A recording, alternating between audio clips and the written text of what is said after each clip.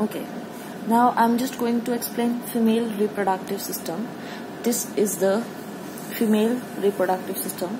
You can also say female external genital. Okay, from here, this is called isthmus, this is called ampulla, and this is called ampullary isthmic junction. Okay, then this is ovary is present, and this hole is called fallopian tube.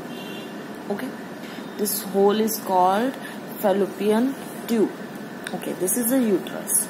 Okay, now after this, I just want to explain that here that is secondary oocyte is formed. Like how? From here, there is only one cell is present. After that, there is a layer of cell is formed. Then it is called primary oocyte. After that, many layers are formed, and then it is called secondary oocyte. Then this layer of the cells is called granulosa cells. After that, there is presence of many cells. So this secondary oocyte gets ruptured, and then it comes outside. Okay. After that, this secondary oocyte, there is presence of granulosa cells, I said already. Then this granulosa cells becomes corona radiata.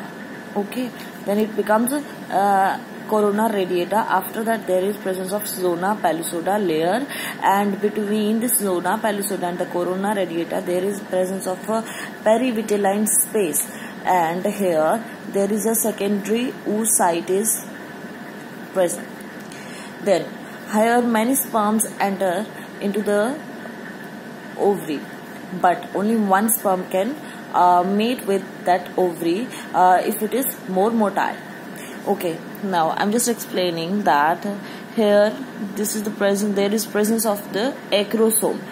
There is a front part of the sperm is called acrosome. In acrosome part of the sperm, there is presence of enzymes, and this enzymes helps the sperm to enter through the zona pellucida into the secondary oocyte. And one most important thing we can say, we can also think that if there is presence of many sperms, then only one sperm can mate.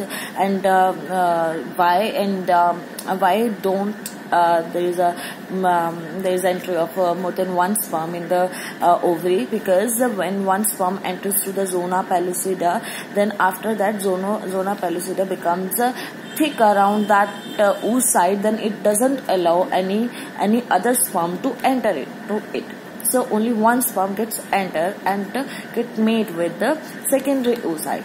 Then after that, one secondary sperm and secondary oocyte, then it becomes when it combines, and then it becomes a zygote. Then zygote is a one cell stage. After that, it divides and it forms a 2-cell stage, and then after that it becomes 4-cell stage, and then 8-cell stage, and then 16-cell stage. After that, it becomes a 32-cell stage, and you have to remember that the 16-cell stage is also called morula stage.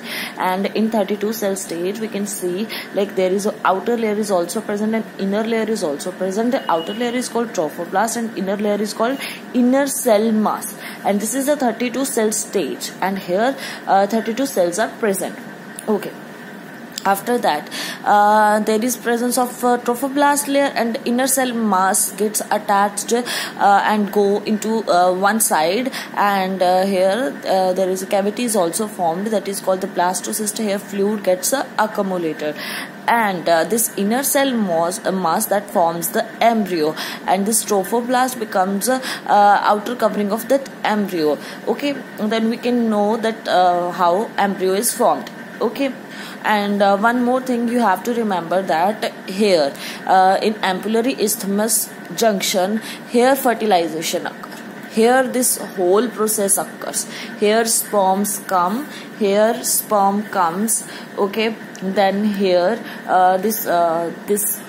from here secondary oocyte come. So we can say secondary oocyte plus sperm is fused here. Okay, secondary oocyte comes from this and sperm comes.